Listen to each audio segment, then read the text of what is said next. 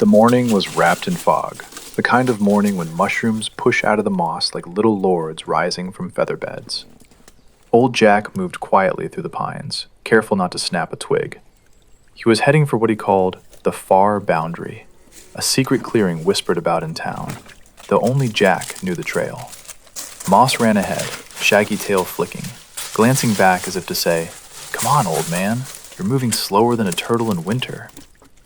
What Jack didn't know was that behind nearly every other pine, moving like a shadow, crept Earl, a neighbor whose jealousy over Jack's overflowing mushroom baskets had long outgrown common sense.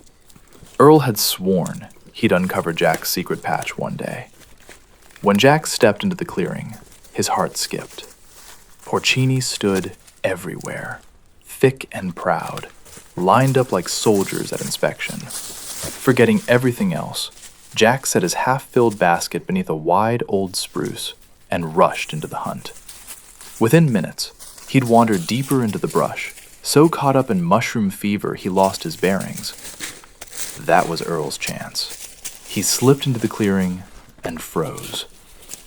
"Well, I'll be," he whispered. "I finally cracked it."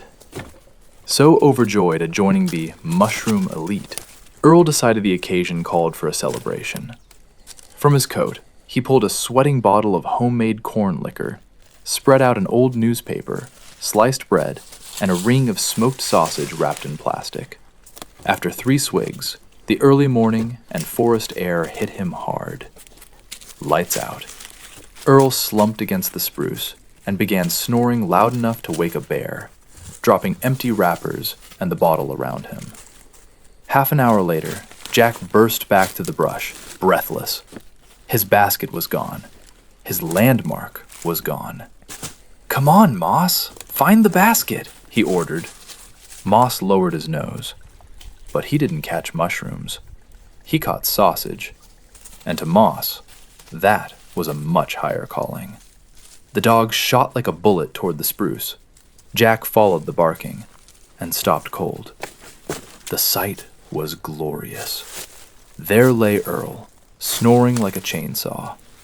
Beside him sat Jack's basket, which Earl, even in his sleep, had wrapped both arms around, like a long-lost sweetheart. Meanwhile, Moss had expertly pulled the remaining sausage from Earl's bag. But then the dog's conscience kicked in. He knew if he ate it all himself, trouble was coming. So, wagging proudly, Moss trotted over to Jack and dropped a greasy chunk of sausage straight into the top of Jack's boot, which he'd loosened earlier because it was rubbing his heel. Jack stared, then at Earl, then at the sausage in his boot. "Well now, this is a detective story," he muttered. "Followed me out here, did you? Celebrated the victory too early." Quiet as a fox, Jack took back his basket. He didn't wake Earl. Let the man sleep on his new mushroom spot, though getting sausage grease out of his boot took some muttering.